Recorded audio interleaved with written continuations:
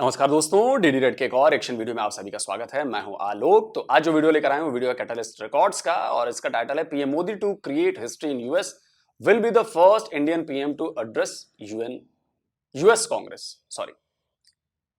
तो मैं आपको बता दूं कि भाई पीएम मोदी जो है वो अमेरिकी संसद के ज्वाइंट जो सेशन होता है उसको संबोधित करने वाले हैं और ये बहुत बड़ी बात है और ये शायद दुनिया के 5वें ऐसे नेता हैं जो ऐसा काम करेंगे अभी तक अमेरिकी इतिहास में।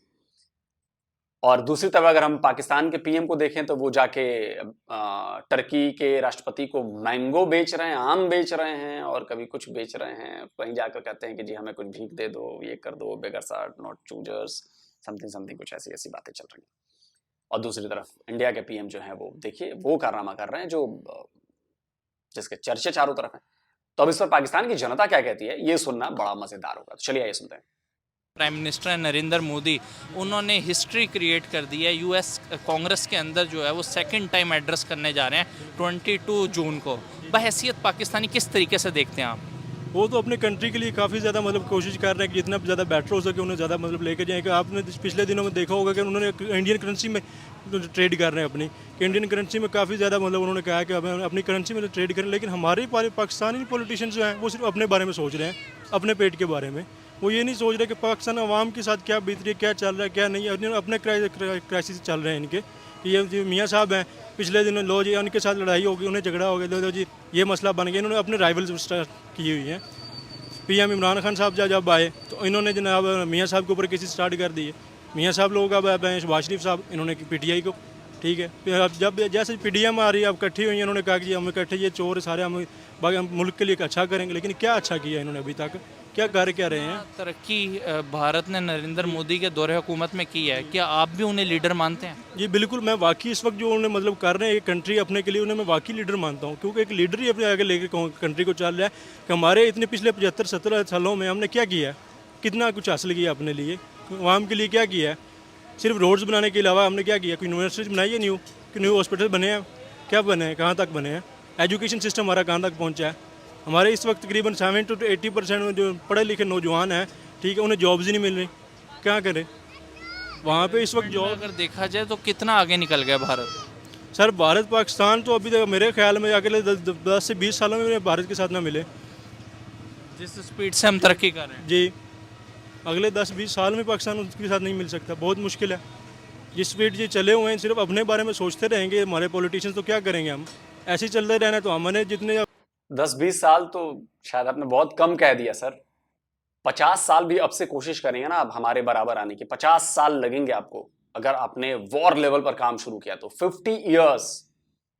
आपको आइडिया नहीं है कि आप इंडिया से कितना पीछे जा चुके हो, जरा भी आइडिया नहीं है। आप कभी कैलकुलेट करना कि अभी जो हमारी इकोनॉमी है 3.5 ट्रिलियन, वहां तक आपको पहुंचने के लिए मैक्स आप जो ग्रोथ रेट है अपनी जीडीपी की वो लगाना और उससे कैलकुलेट करना कि कितने साल लगेंगे आपके 400 बिलियन डॉलर्स की इकोनॉमी को 3.5 ट्रिलियन डॉलर की इकोनॉमी बनाने के लिए। कभी मैथ में जो अच्छा होगा ना वो कैलकुलेट करके मुझे बताएगा, तब आपको असली बात समझ में आएगी कि मैंने ये क्यों कहा कि ये तो बहुत कम बताया मैंने 50 साल।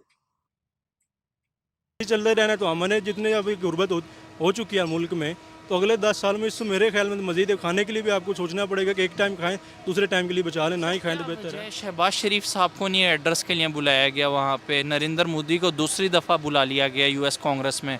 पाकिस्तानी प्राइम मिनिस्टर को क्यों नहीं इन्वाइट किया गया? सर पाकिस्तानी प्राइम मिनिस्टर सिर्फ अब क्या कर क्या रहे हैं मुल्क में? तीसरे दिन मुल्क के हालात ख़राब हुए पड़े होते हैं।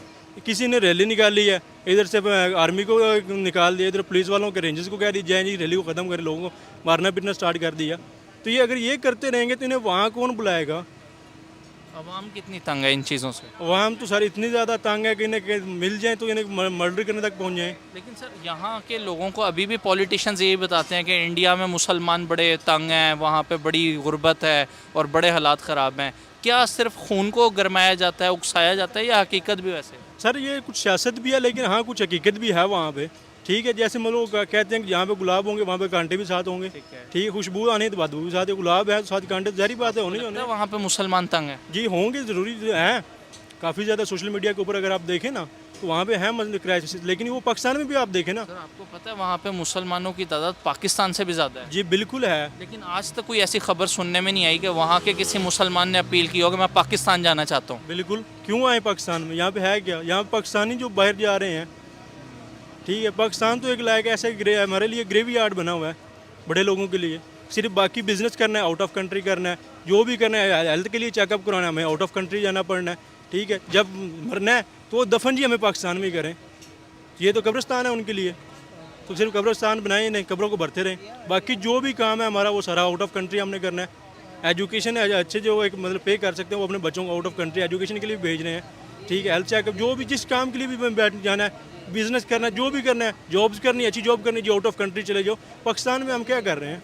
आपको क्या लगता है अगर एज अ पाकिस्तानी मैं आपसे पूछूं, आप रेट करें नरेंद्र मोदी ज़्यादा बेहतर है या शहबाज शरीफ ज़्यादा बेहतर है? सर मैं शहबाज शरीफ की निस्बत नरेंद्र मोदी मुझे ज़्यादा बेटर लग रहे हैं इस वक्त। वो ज़्यादा मतलब आपको बेहतर लग रहा है? जी बिल्कुल।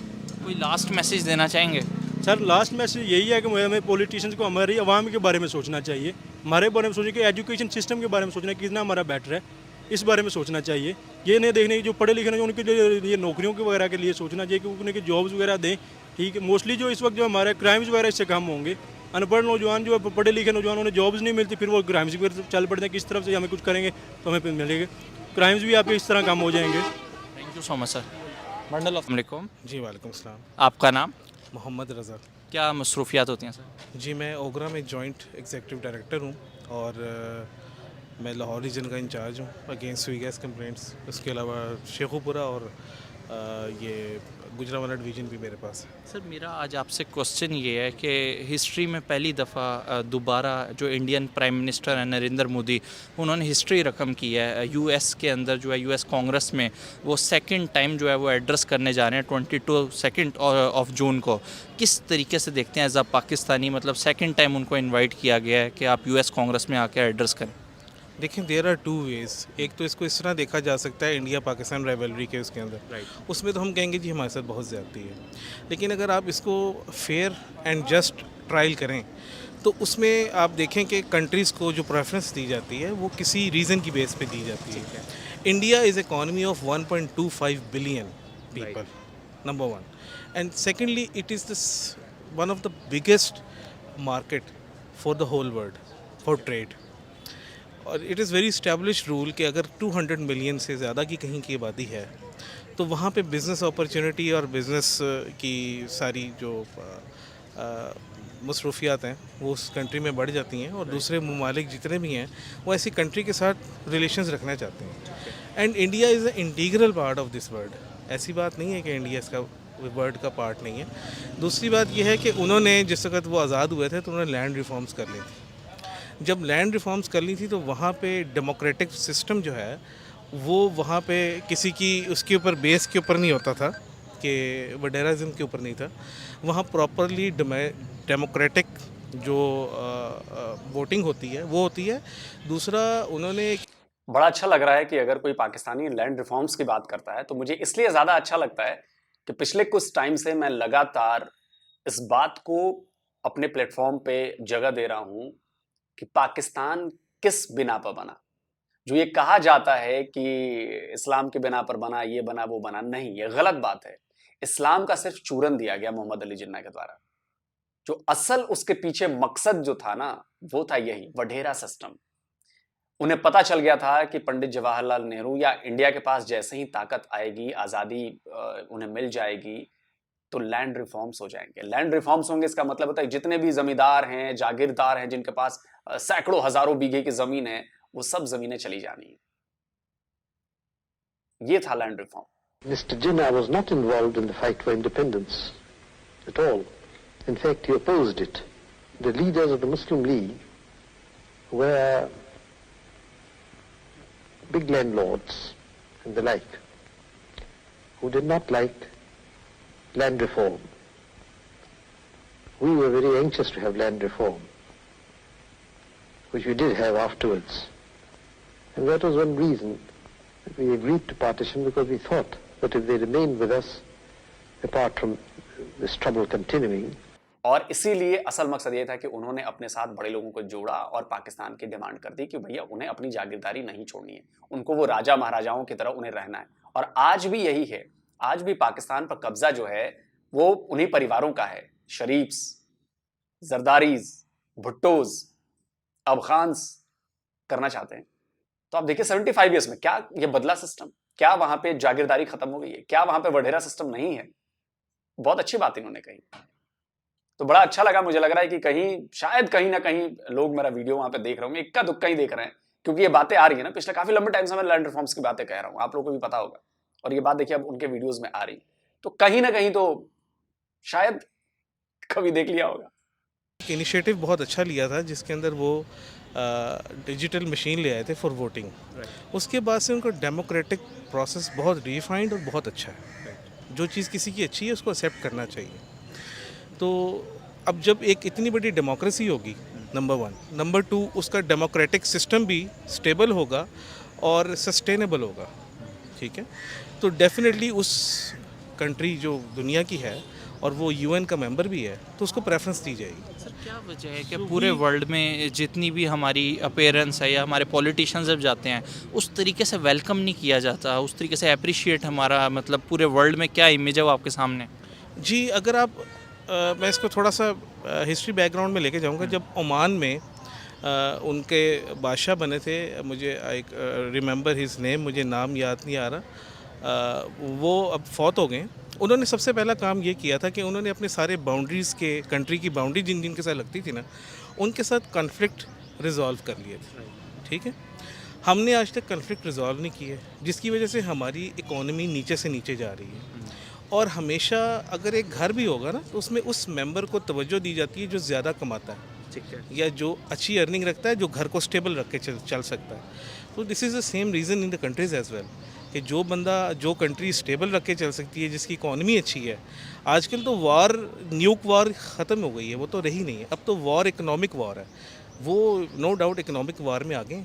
अभी कुछ दिन पहले G20 की मीटिंग हुई थी जम्मू एंड कश्मीर के अंदर, तो बिलावल भुट्टो साहब आज़ाद कश्मीर जाके वो बाकायदा कह के आए कि मैं इधर का ही मिनिस्टर नहीं हूँ, मैं जम्मू एंड कश्मीर का भी मिनिस्टर हूँ, और बड़ी ज़्यादती हो रही है कि वहाँ पे हो रहा है। जबकि अगर आप पूरी दुनिया देखें, जितने भी वहाँ पे लीडर्स वगैरह है, बड़ा कामयाब और बड़ा सक्सेसफुल इवेंट रहा G20 का। जी, मैं फिर वही कहूँगा, क्योंकि वो सारा कुछ इसलिए सक्सेसफुल हो जाता है क्योंकि इस वक्त दुनिया की सबसे बड़ी सेकंड हाईएस्ट जो आपकी जो आईटी इंडस्ट्री है वो इंडिया में रिजाइड करती है। Bangalore is the second silicon valley, ठीक है। उनके टाइमली इनिशिएटिव्स की वजह से वो इकोनॉमिकली हमसे आ गए, और उस वजह से हम इस चीज़ को एक्सेप्ट नहीं कर पा रहे। हमें अपनी इकॉनमी को बेहतर करना चाहिए सबसे पहले, हर चीज़ से पहले हमें अपनी इकॉनमी के ऊपर और अपने लोगों की तालीम और एडिकेट्स के ऊपर जो है तवज्जो देनी हमारे चाहिए। मिनिस्टर्स की तरफ से इस तरह का बयान आता है कि 10 मिनट के लिए बॉर्डर खोल दें और फिर हम बताएंगे कि भारत किस जगह पे स्टैंड करता है। वो एक बात, पॉलिटिकल बयानात और होते हैं, इसके ऊपर मैं कमेंट नहीं कर सकता, ना मैं करना चाहूँगा, लेकिन वो पॉलिटिकल बयानात होते हैं। कितना हम आगे थोड़ा निकल सा- गया भारत? हम अगर वो हमसे कंपेयर किया जाए तो वो हमसे काफ़ी बेहतर है, बहुत ज़्यादा आगे। कंपैरिजन है वैसे हमारा? कंपैरिजन मेरे ख्याल में भी तो एग्जिस्ट नहीं करता सही तरीके से। अगर हम न्यूट्रल रह के सोचें, I am Pakistani, I proud to be a Pakistani, इसमें कोई शक नहीं है। बट अगर हम किसी की जीत दिल से एक्सेप्ट नहीं करेंगे तो हम हमेशा हारे हुए रहेंगे। सर 71 में बांग्लादेश हमसे अलग हुआ था, उस टाइम हम कहा करते थे बांग्लादेश हम पे बोझ है, आज हम बांग्लादेश से मदद मांग रहे हैं। जी, इसमें कोई शक नहीं है, लेकिन बात यह है कि अगर वो अलग हुआ था वो भी पॉलिटिकल रीजन से बहुत सारे, और मैं ये समझता हूँ कि उस वक्त ये नारा लगाना उधर तुम इधर हम, ये इंतहाई गलत था। जिसके पास वोटिंग ज़्यादा थी, जिसके पास सीटें ज़्यादा थी, इक़्तिदार उसका हक था, उसको इक़्तिदार दे देना चाहिए। ट्रेड कितनी ज़रूरी है भारत के साथ इस टाइम? आप ये देखें कि दुनिया में कितनी वर्ल्ड वार्स हुई हैं, 2 हुई हैं। दोनों कहाँ से ओरिजिनेट हुई हैं? यूरोप से। जब यूरोप एक दूसरे के साथ बॉर्डर्स नहीं रखता, हम क्यों रख रहे हैं? दुनिया की सबसे बड़ी जंगें यूरोप से हुई ना। Germany is the core issue at that time, Nazis was the core issue at that time. Germany से ही ओरिजिनेट हुई। आज जर्मनी ने अपने बॉर्डर सबके लिए खोले हुए हैं, और उस ट्रेड की वजह से वो लोग ऊपर जा रहे हैं। सर आपको नहीं लगता कि जिस तरह इंडिया और पाकिस्तान का कश्मीर का मसला है, इस हमें तरह देखिए- चाइना और इंडिया का भी लद्दाख का मसला है, उनकी लेकिन वो ट्रेड उनकी ट्रेड का वॉल्यूम देख लें आप, Absolutely right. ठीक है, उनकी ट्रेड का वॉल्यूम क्यों ज़्यादा है? उन्होंने अपने इश्यूज़ को साइड पे रखा हुआ है और ट्रेड को साइड पे रखा हुआ है। हम नहीं कर सकते? हम भी कर सकते हैं, क्यों नहीं कर सकते? 75 साल में तो आप लेकिन वो देखें ना, वो एक ख़ास मेंटालिटी है ना, अगर उससे ख़ास मेंटालिटी को आप कर देंगे चेंज करेंगे, थ्रू एजुकेशन चेंज करेंगे। आप जिस तरह ये एक रोशन ख्याली लेके आ रहे हैं, लोगों से बात कर रहे हैं, पढ़े लिखे लोगों से बात करें, इसको फैलाएंगे तो लोगों का माइंड चेंज होना शुरू हो चलिए जाएगा। लास्ट क्वेश्चन मैं आपसे करूंगा कि जितनी अभी इंडियन प्राइम मिनिस्टर्स की हिस्ट्री रही है, नरेंद्र मोदी के दौर हुकूमत में सबसे ज़्यादा डेवलपमेंट देखने में आई है। क्या आप भी उन्हें लीडर मानते हैं? जी देखें, मैं उन्हें विजनरी ज़रूर मानता हूँ। राइट। ठीक है, दूसरी बात ये कि अब देखें, जब ये रतन टाटा ने एक इजाज़त मांगी थी कि हमें अपना प्लांट एक्सपेंड करना है, तो बहुत सारी स्टेट्स ने रिफ्यूज़ कर दिया। Modi was chief minister of Gujarat and he said आपको क्या चाहिए, just come with us. 600 acres of land उन्होंने उसी वक्त उनको अलॉट की और हर किस्म की ब्यूरोक्रेटिक हर्डल्स को पीछे कर दिया। हमें अपने रूल्स रिलैक्स करने हैं, हमें अपने रूल्स फ्रेंडली बनाने हैं और इन्वेस्टमेंट फ्रेंडली बनाने हैं। तो यहाँ पे भी इन्वेस्टमेंट आनी शुरू हो जाएगी। आप देखें, हम लोगों ने फ़ौरन जो पाकिस्तानी हैं उनको दे के हक वोटिंग का वापस ले लिया है। हाउ यू कैन एक्सपेक्ट कि वो यहाँ रेमिटेंस भेजेंगे, थ्रू प्रॉपर चैनल भेजेंगे? How you can expect by giving difference of dollars in banking sector and in open market, इतना बड़ा ह्यूज डिफरेंस है, वो आपको कैसे यहाँ पे डॉलर्स भेजेंगे? सर बिलावल भुट्टो साहब जब अमेरिका गए थे, वहाँ पे उन्होंने बुच्चर ऑफ गुजरात कह दिया था। जब गोवा गए, वो विजिट भी आपके सामने है। आपको नहीं लगता हमारे पॉलिटिशियन सीरियस लेते ही नहीं? Yes, this is dual policy, number one, and this is just you can say कि ये एक जज्बाती सियासत है, ठीक है, एक इमोशनल सियासत है। इससे हट के हमें हकीकत में मबनी सियासत करनी है बस। चलिए दोस्तों, वीडियो खत्म हो गया। और बड़े कम पाकिस्तानी लोग होते हैं जिनकी बातों को मैं इतना एंजॉय करता हूं सुनते हुए।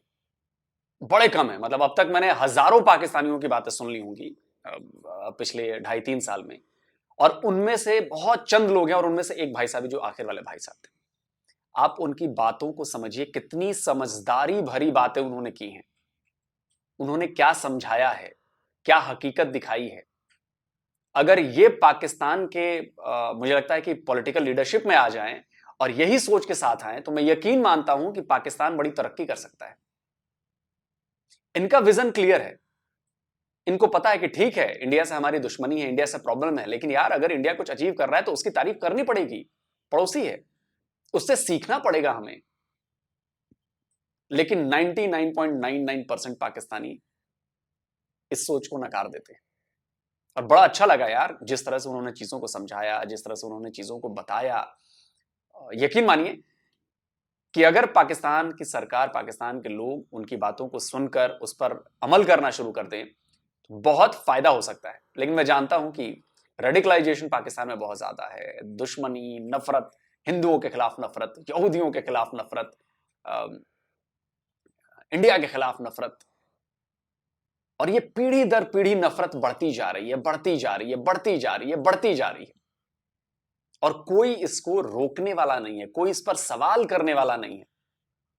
क्या पाकिस्तान के लोगों को यह बात समझ में नहीं आ रही है कि नफरत दूसरे पर तो बाद में असर होगा, नफरत का सबसे पहला असर आपके ऊपर होता है, आपके अंदर होता है। और नफरत आपको खाने लगती है, आपको पता भी नहीं चलता कि कब उसने अंदर से आपको खोखला कर दिया है।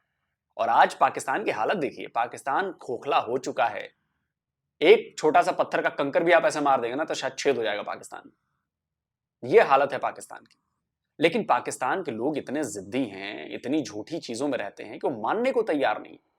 आज 300 के पार डॉलर हो गया और आप लोगों को जरा भी एहसास नहीं हो रहा है कि आप लोगों के साथ क्या होने वाला है। महंगाई 50% से ऊपर जा चुकी है और आप लोगों को एहसास नहीं हो रहा है कि आप लोग चुपचाप घरों में बैठे हैं कि क्या होने वाला है। सड़कों पर निकलिए, अपने लिए महंगाई कम करने के लिए सरकार की गर्दन पकड़िए, एजुकेशन के लिए गर्दन पकड़िए सरकार की, यूनिवर्सिटी कॉलेजेस मांगिए, फैक्ट्रीज मांगिए, काम मांगिए, रोजगार मांगिए। आप लोग घर पे बैठे हैं, डॉलर 300 के पार हो चुका है। जरा सी अकल लगाइए। खैर पता नहीं क्यों मैं सलाह देने लगता हूं, थोड़ी इंसानियत आ जाती है मेरे अंदर, लेकिन खैर वो तो पाकिस्तान है।